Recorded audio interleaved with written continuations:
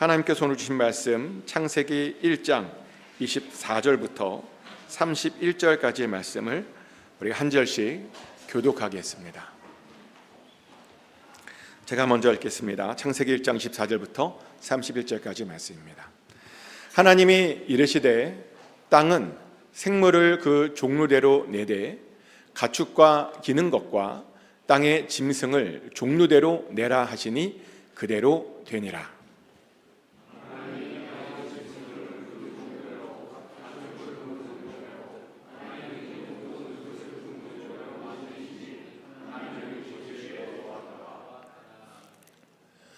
하나님이 이르시되 우리의 형상을 따라 우리의 모양대로 우리가 사람을 만들고 그들로 바다의 물고기와 하늘의 새와 가축과 온 땅과 땅에 기는 모든 것을 다스리게 하자 하시고,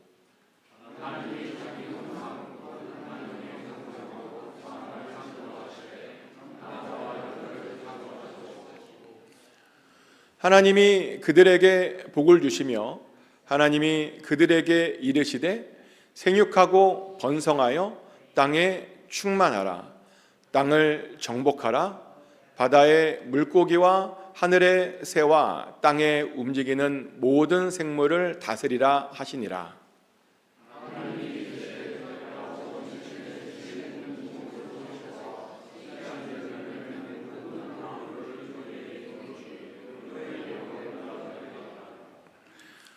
또 땅의 모든 짐승과 하늘의 모든 새와 생명이 있어 땅에 기는 모든 것에게는 내가 모든 푸른 풀을 먹을 거리로 주노라 하시니 그대로 되니라.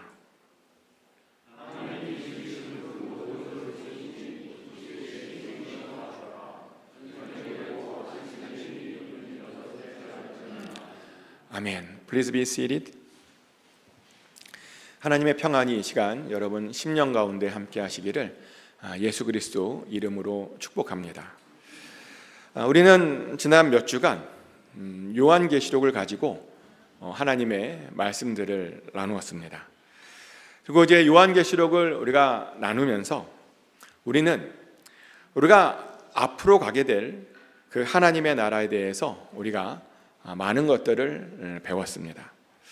그런데요, 그 요한계시록에 나오는 그 하나님의 나라가 원래는 창세기에 나온다라고 하는 사실을 알고 계십니까? 하나님께서요, 이미 태초에 그런 하나님의 나라를 만들어 놓으셨습니다. 근데 우리가 범죄하다 보니 그 하나님 나라에서 우리가 다 쫓겨났던 겁니다. 그리고 우리가요, 세대가 거듭되면 될수록 그 하나님의 나라가 어떤 나라인지 우리가 다 잊어버렸던 겁니다. 그런데요, 그렇게 잊어버리는 것은 사실은 하나님의 뜻이 아니었습니다. 하나님의 뜻은 무엇이었냐면요, 우리가 다시 그 하나님의 나라를 기억해내는 것이었습니다. 그리고 기억해내는 것을 넘어서 우리가 그 하나님 나라 안에서 다시 살아가는 것이었습니다. 그리고 그러라고 이렇게 창세기를 통해 우리가 잃어버렸던 그 하나님의 나라를요, 이렇게 설명해 주고 있는 겁니다. 그래서요, 이 창세기는요, 구약 성경에서 사실은 가장 중요한 문서라고 우리가 알려져 있습니다. 그래서 우리는 당분간 이 창세기를 통해서 우리가 잃어버렸던 그 하나님의 나라에 대해서 같이 우리가 나누고 배워보려고 합니다. 소망하는 것은 이 창세기를 나누면서 하나님께서 디자인하신 그 최초의 하나님의 나라에 대해서 우리가 더 잘 알 수 있게 되기를 소망합니다. 아멘. 그런데요, 이 창세기는 이렇게 시작을 합니다. 창세기 1장 1절 말씀인데요, 태초에 하나님이 천지를 창조하시니라. 아멘. 하나님께서 천지를 창조하셨답니다. 이게 무슨 말이냐면요, 온 세상이 다 하나님의 피조물이다 라고 하는 그런 말입니다. 그런데 우리가요, 이 창세기 1장 1절에서 주의 깊게 봐야 되는 단어가 하나 있는데요, 뭐냐면 바로 창조라고 하는 단어입니다. 왜냐하면 성경에 나오는 그 창조라는 단어가요, 보니까 여러 개가 있더라고요. 근데 여기 창세기 1장에서 나오는 그 창조라는 단어는 히브리어로 바라라고 하는 단어입니다. 그리고 이 바라라고 하는 단어는요, 아주 특별한 곳에서만 사용되어졌음을 우리가 알게 되는데, 실제로 이 바라라는 단어는 창세기 1장 1절, 1장 21절, 1장 27절에서만 사용되어졌습니다. 우리가 창세기 1장 1절은 조금 전에 같이 보았죠. 그래서 제가 창세기 1장 21절과 27절 그 바라가 쓰여진 곳만 한번 읽어드리겠습니다. 창세기 1장 21절 말씀입니다. 하나님이 큰 바다 짐승들과 물에서 번성하여 움직이는 모든 생물을 그 종류대로 날개 있는 모든 새를 그 종류대로 창조하시니 하나님이 보시기에 좋았더라. 아멘. 창세기 1장 27절 말씀입니다. 하나님이 자기 형상 곧 하나님의 형상대로 사람을 창조하시되 남자와 여자를 창조하시고. 아멘. 제가 조금 전에 읽어드렸던 창세기 1장 21절은요, 이제 생물들을 만드시는 그런 장면이고요. 그리고 그 다음 읽어드렸던 창세기 1장 27절은 사람을 만드시는 그런 장면입니다. 근데 아주 흥미로운 것은 뭐냐면, 천지를 창조하셨을 때, 또 생물들을 창조하셨을 때, 그리고 우리 사람들을 창조하셨을 때만 이 바라라고 하는 단어를 사용하셨다는 겁니다. 그러다 보니 학자들은요, 이 바라라는 단어에 대해서 이런 이야기를 하죠. 하나님께서 무에서 유를 창조하셨을 때 이 바라라고 하는 단어를 사용하신 것 같다라고 학자들은 말합니다. 그리고 보니까 실제로 그런 것 같기도 합니다. 하나님께서요, 정말 완전히 특별하게 새로운 것을 만드실 때만 이 바라라는 단어를 사용해서 창조하셨다는 겁니다.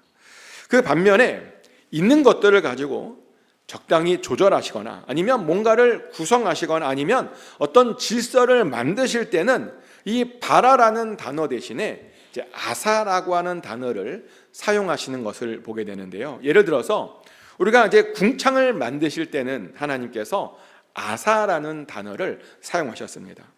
왜냐하면 궁창은요, 하늘과 바다를 구분하는 그런 용도로 쓰이길 원했기 때문이죠. 또 식물도 만들 때요, 아사라는 단어를 사용하셨습니다. 왜냐하면 식물의 용도가 뭐냐면 땅에 채우는, 그 비어있는 땅을 채우는 그런 용도였기 때문입니다. 또 태양과 달을 만드실 때도 이 아사라는 단어를 사용하셨는데요. 왜냐하면 태양과 달이 뭐냐? 우리가 경배할 대상이 아니라 하늘을 채우기 위한 그런 존재들이었기 때문입니다. 이처럼 아사는요, 뭔가를 채우고 그리고 구분하고 그리고 질서를 만들 때 그런 용도로 이 아사라는 단어를 사용하셨습니다. 그 말은 무에서 유로의 창조와 또 채우고 구분하고 질서를 만드는 것을 하나님께서 다르게 그렇게 구분하셨다는 겁니다.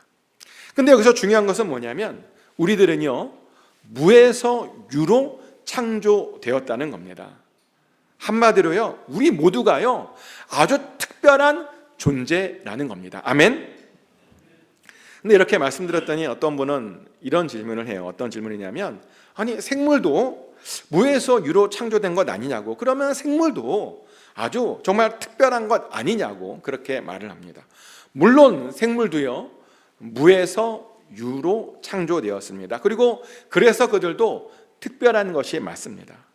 하지만요, 우리들이 더 특별합니다. 왜냐하면요, 우리들은 무려 하나님의 형상과 모양을 따라서 우리가 지음을 받았기 때문이죠. 창세기 1장 26절 말씀입니다. 하나님이 이르시되 우리의 형상을 따라 우리의 모양대로 우리가 사람을 만들고 그들로 바다의 물고기와 하늘의 새와 가축과 온 땅과 땅에 기는 모든 것을 다스리게 하자 하시고. 아멘.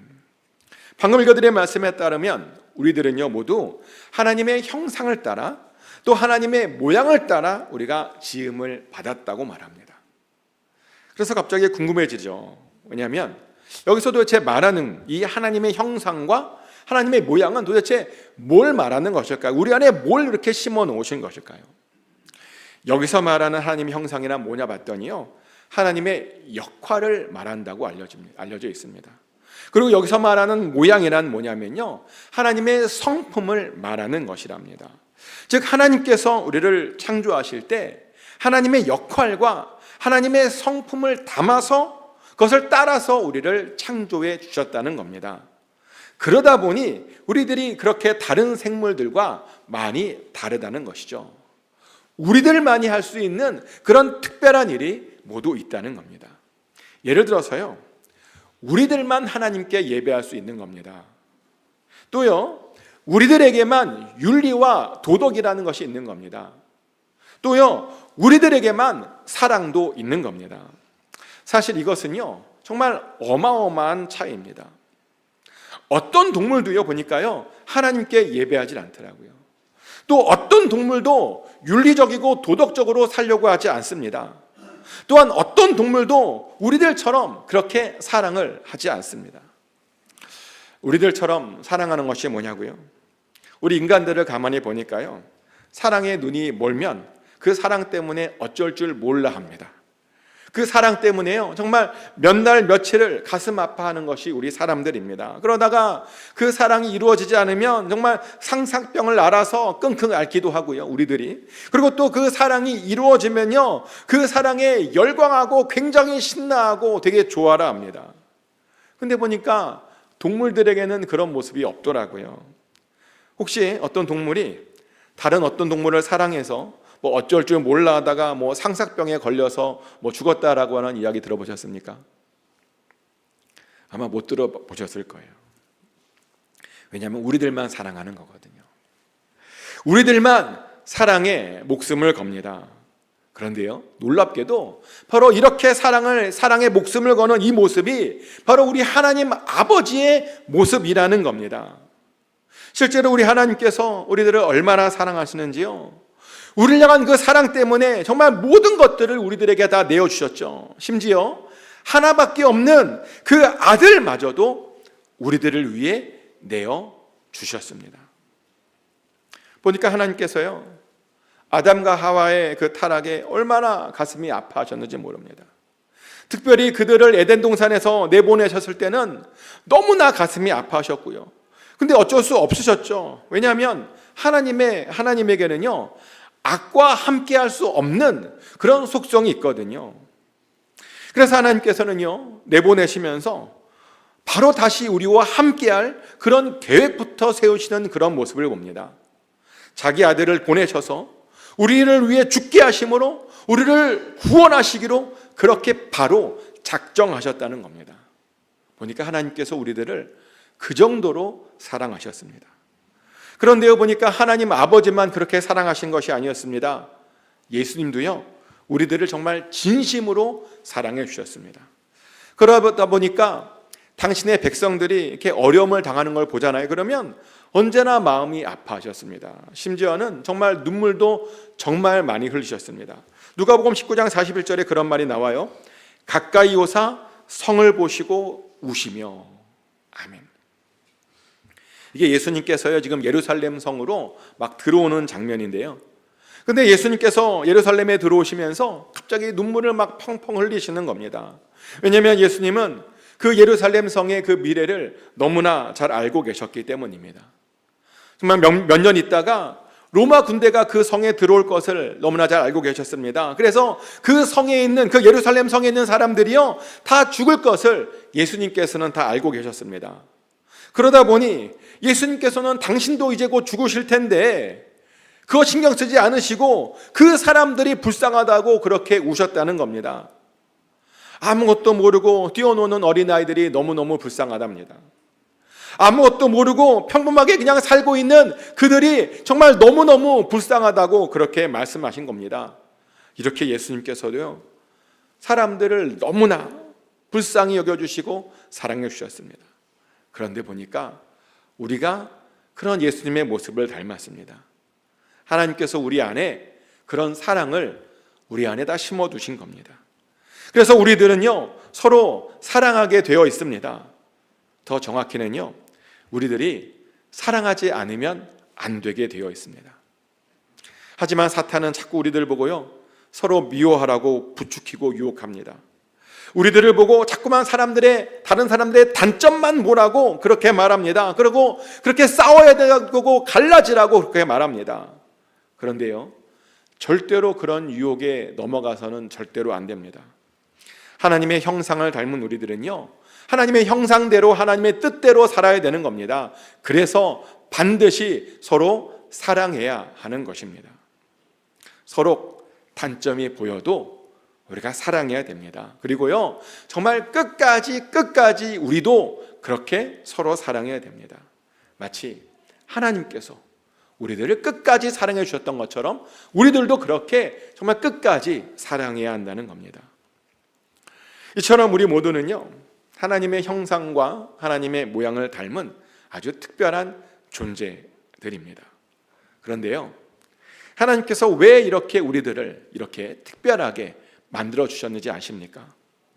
왜냐면요, 아까 읽었던 말씀에 보면 우리들로 하여금 하나님의 피조물들을 다스리게 하려고 우리를 그렇게 특별하게 만들어 주셨다고 성경은 말합니다. 만들어 주시게 하셨습니까? 하나님께서는요, 우리들을 만드시고 그 일을 잘할 수 있도록 우리들에게요, 이런 축복도 내려주셨습니다. 창세기 1장 28절 말씀이죠. 하나님이 그들에게 복을 주시며 하나님이 그들에게 이르시되 생육하고 번성하여 땅에 충만하라, 땅을 정복하라, 바다의 물고기와 하늘의 새와 땅에 움직이는 모든 생물을 다스리라 하시니라. 아멘. 우리에게 명령하시길 생육하랍니다. 우리에게 명령하시길 땅에 충만하고 그 땅을 정복하고 그 땅을 다스려야 된다고 말씀하십니다.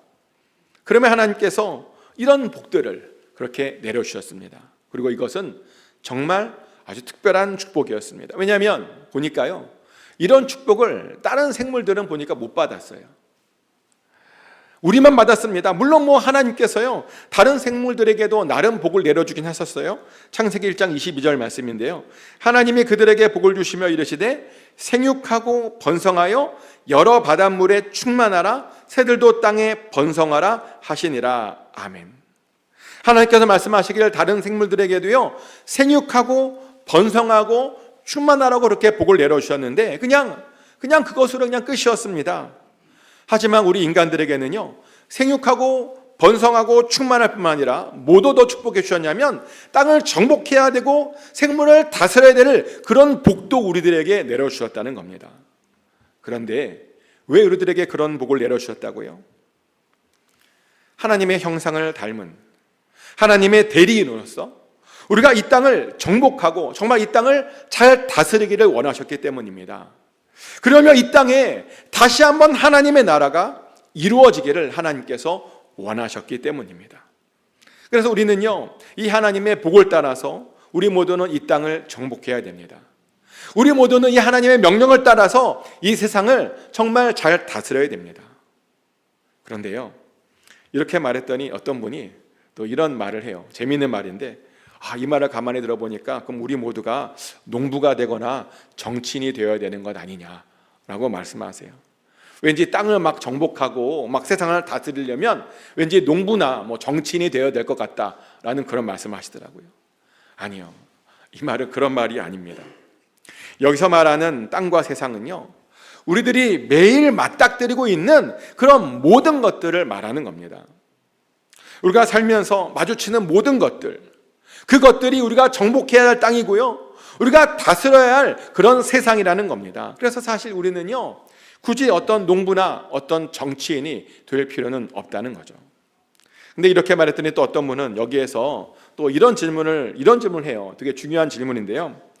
어떤 질문이냐면, 완전하신 하나님께서 이 세상을 불완전하게 창조하신 것이 이해가 되지 않는다고. 왜 누군가의 정복이 필요한 거냐고, 왜 누군가가 이 세상을 다스려야 될 정도로 불완전한 것이냐고 그렇게 말하는 분이 있어요. 그런데 그것도 오해입니다. 사실요, 완전하신 하나님께서 창조하신 이 세상은요, 원래는 완전했던 것이었습니다. 얼마나 완전했었냐면 하나님께서는요, 하나하나 뭔가를 만드실 때마다 뭐라고 말씀하셨냐면 보시기에 참 좋았더라를 외치시며 굉장히 만족스럽게 세상을 만드셨습니다. 빛을 만드셨을 때도요, 보시기에 좋았다라고 말씀하셨습니다. 식물들을 만드셨을 때도 보시기에 좋았다고 말씀하셨습니다. 또 태양과 달을 만드셨을 때도 보시기에 좋았다고 말씀하셨고요. 또 움직이는 모든 생물들을 만드셨을 때도 보시기에 좋았다고 말씀하셨습니다. 그리고요, 마지막으로 사람을 만드셨을 때는요, 무려 심히 보시기에 좋았더라라고 더 강조하시며 그렇게 말씀해 주셨습니다. 이렇게 이 세상은요, 원래는요, 너무나 완벽하게 그렇게 창조되었었다는 겁니다. 그리고 그것이 당연하죠. 왜냐하면 바로 그것이 하나님의 나라였거든요. 하지만 하나님께서는요, 이런 완벽함이 오래가지 못할 것이라는 것도 이미 잘 알고 계셨습니다. 우리는 그 흔적을 둘째 날 창조하신 물에서 우리가 볼 수 있는데요, 하나님께서 보니까 물을 창조하신 후에 유독 그날에만 보시기에 좋았다라는 그 말씀을 하시지 않으셨습니다. 왜냐하면 그 언젠가 그 물을 통해서 당신의 이 완벽한 세상을 심판하여야 함을 하나님께서 이미 잘 알고 계셨기 때문입니다. 아담과 하와의 타락을 통해서 이 땅이 저주받게 됨을 이미 하나님께서 알고 계셨다는 겁니다. 실제로 아담과 하와가 타락하자 정말 급속도로 이 땅에 저주가 임하게 되죠. 그래서 땅이요, 아주 이렇게 변해버렸습니다. 창세기 3장 18절 말씀입니다. 땅이 내게 가시덤불과 엉겅퀴를 낼 것이라 내가 먹을 것은 밭의 채소인즉. 보니까 그렇게 완벽했던 땅이 그들의 범죄함으로 그 완벽함을 잃어버렸답니다. 그래서 그 땅에서요, 가시덤불과 엉겅퀴가 나오게 된 것이랍니다. 그러다 보니 이 땅은 우리들의 다스림이 필요한, 정말 더욱 필요한 그런 땅이 되어버렸습니다.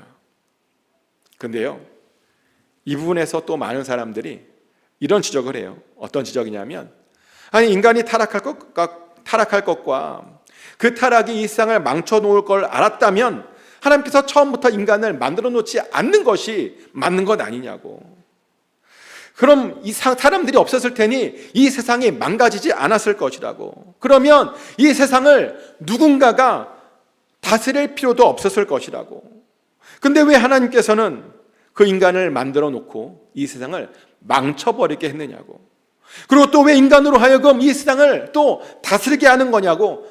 자신은 정말 이런 것들이 이해되지 않는다라고 그렇게 말씀하시는 분이 있습니다. 뭐 어떤 관점에서 보면 정말 맞는 말입니다.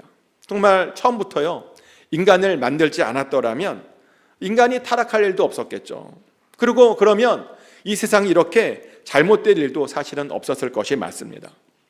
그런데요, 왜 하나님께서는 당신이 만든 인간들이 잘못된 것을 아셨음에도 불구하고 왜 이런 인간들을 만들어 놓으셨던 것일까요? 그것도 하나님의 형상을 따라 말이죠. 왜냐하면 하나님의 세계가요, 더욱더 완벽해지기 위해서는 하나님의 형상과 모양을 닮은 인간들이 꼭 필요했기 때문입니다. 그리고 실제로 하나님께서는요, 인간들을 만드시고 심히 보시기에 좋았다라고 말씀하실 정도로 인간의 창조는요, 하나님의 세계를 더욱더 완벽하고 완전하게 만들어주는 그런 어떤 것이었습니다. 하지만 대가는 있었죠. 그 대가가 뭐냐면 하나님의 형상과 모양을 닮은 그 인간이요, 바로 그 이유 때문에 타락하게 되는 것이었습니다. 그리고 그것으로 인해서 이 땅들이 저주받게 되는 것이었습니다. 그래서 하나님께서 우리들로 하여금 그 저주받은 땅을 정복하고 다스리길 원하셨다는 겁니다. 그래서 우리들에게는요, 우리가 망쳐놓은 이 세상을 정복하고 다스려야 할 어떤 책임이 우리 모두에게 있는 겁니다. 그런데요, 이 말에 또 어떤 분은 이런 오해를 하시더라고요. 정복해야 한다니까 어떤 폭력을 통해서 정복하는 것으로 오해하시는 분들이 있더라고요. 그런데요, 하나님의 나라는 절대로 폭력을 통해서 오지 않습니다. 하나님의 나라는 폭력이 아니라요, 평화를 통해서 오는 것임을 믿으시기 바랍니다. 아멘. 가나안 정복 전쟁은 뭐 폭력을 통해서 온 것 아니냐, 뭐 그렇게 말하기도 하는데, 근데 그때는 어쩔 수가 없었습니다. 보니까요, 어쩔 수 없는 폭력도 보니까 있더라고요. 악한 자들이 정말 죽자고 달려들면 정말 어떤 때는 폭력을 써야 할 때도 있습니다. 죽자고 달려드는데 같이 죽으면 절대로 안 되죠. 그래서 보니까 정말 어쩔 수 없이 우리가 그런 폭력도 있는 것 같습니다. 그런데요, 원래 하나님의 뜻은요, 그런 폭력이 절대로 아니었습니다. 우리가 그것을 예수님을 통해서도 우리가 잘 알 수 있는데요, 예수님의 공생애를 이렇게 살펴보면 예수님은요, 어떠한 폭력도 사용하지 않으셨다라고 하는 것을 우리가 알게 됩니다. 오히려요, 폭력을 이렇게 행사하려고 베드로가 막 나섰는데 그 베드로를 막아서죠. 폭력을 쓰지 말라고. 마태복음 26장 52절 말씀입니다. 이에 예수께서 이르시되 내 칼을 도로 칼집에 꽂으라. 칼을 가지는 자는 다 칼로 망하느니라. 아멘. 칼을 가지는 자는요, 보니까 칼로 망하게 되어 있답니다. 그러니 그 칼을 다시 집어 넣으랍니다. 예수님께서는요, 이 정도로 폭력을 싫어하셨습니다. 또 하나님께서도요, 폭력을 싫어하신다는 것을 우리는 처음 피조물의 모습들을 통해서도 우리는 알게 되는데요, 보니까 하나님께서는요, 피조물 사이에 정말 어떠한 폭력도 허락하지 않으셨습니다. 그래서 모든 피조물도요, 서로가 서로를 잡아먹지 못하게 만들었습니다. 그래서 그들은 모두 풀과 열매로 그들의 배를 채워야 했다는 겁니다. 그래서 우리들도 폭력으로, 절대로 폭력으로 이 세상을 다스려서는 안 됩니다. 폭력으로 이 세상에 뭔가를 하려고 해서는 안 됩니다. 그럼 도대체 우리는요, 도대체 어떤 방법으로 이 세상을 다스리고 이 세상을 정복해야 하는 것일까요? 어떤 방법으로? 놀랍게도요, 그 방법을 예수님께서 우리들에게 알려주셨습니다. 마태복음 18장 18절부터 20절까지 말씀인데요, 제가 읽어드리겠습니다. 예수께서 나와 말씀하여 이르시되 하늘과 땅의 모든 권세를 내게 주셨으니 그러므로 너희는 가서 모든 민족을 제자로 삼아 아버지와 아들과 성령의 이름으로 세례를 베풀고 내가 너희에게 분부한 모든 것을 가르쳐 지키게 하라. 볼지어다 내가 세상 끝날까지 너희와 항상 함께 있으리라 하시니라. 아멘. 방금 읽어드린 예수님의 말씀에 따르면 이 땅을 우리가 정복하기 위해서는, 그리고 이 땅을 다스리기 위해서는 사람들을 제자 삼아야 된다라고 말씀하십니다. 그리고 그 사람들에게 세례를 베풀고 예수님의 말씀을 그들에게 전해야 된다라고 그렇게 말씀하십니다. 그것이 바로 이 세상을 정복하고 다스리는 그런 방법이랍니다. 그리고 보니까 실제로 예수님도요, 그런 방법으로 이 세상을 정복하고 다스렸음을 우리는 알게 되는데요, 예수님께서는 이 세상에 사시면서 정말 굉장히 많은 당신의 제자들을 키우셨습니다. 그리고요, 그들에게 세례를 베풀어 주셨고요, 또 그들에게 하나님의 말씀을 가르쳐 주셨습니다. 그리고 그 말씀들을 가르치는 것을 넘어서 그 말씀들을 지키도록 그렇게 만들었습니다. 그래서 우리들도 당연히 그렇게 세상을 다스려야 됩니다. 그래서 질문 드립니다. 어떻게 여러분들은 예수님의 제자가 되셨습니까? 그리고 예수님의 제자들을 현재 만드시고 계십니까? 또 세례를 베풀고 계십니까? 그리고 그 말씀들을 가르치고 그 말씀들을 지키도록 그렇게 인도하고 계십니까? 그것은 목사님들이 하는 일 아니냐고요? 아니요. 예수님의 명령은요, 목사님들에게만 주어진 그 명령은 아닙니다. 우리 모두에게 주어진 명령입니다. 그래서 우리 모두는 반드시 이 예수님의 명령대로 살아야 됩니다. 그렇게 이 세상을 정말 다스려야 되는 겁니다. 그래서 우리들은요, 사람들이 세례를 받을 수 있도록 전도하고 도와줘야 됩니다. 또요, 우리들도 제자가 되고 또 다른 사람들도 제자가 될 수 있도록 그렇게 우리가 도와줘야 됩니다. 또요, 나도 말씀대로 살고 다른 사람들도 말씀대로 살 수 있도록 우리가 서로 그렇게 격려해 줄 수 있어야 됩니다. 그래야 이 땅에 하나님의 나라가 임하게 되는 겁니다. 그래야 하나님께서 처음 디자인하셨던 그 하나님의 나라, 그 에덴 동산이 우리들에게 임하게 되는 겁니다. 그러니 꼭 이 예수님의 방법대로 이 세상을 잘 다스리시기를 축복합니다. 꼭 예수님의 방법대로 이 세상을 정복하십시오.